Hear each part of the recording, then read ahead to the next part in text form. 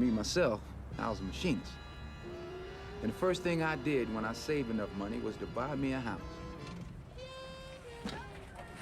Man, I love coming home to my house. I don't know.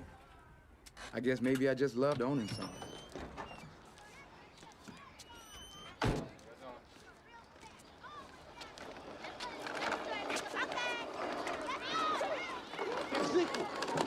I'm gonna knock down some of them trees in the back. Leave my trees alone. I ain't gonna take Leave my trees.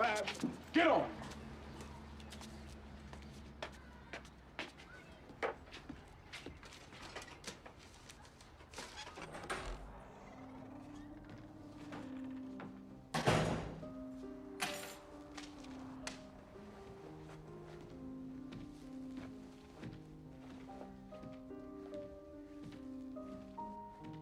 I was feeling pretty desperate that evening.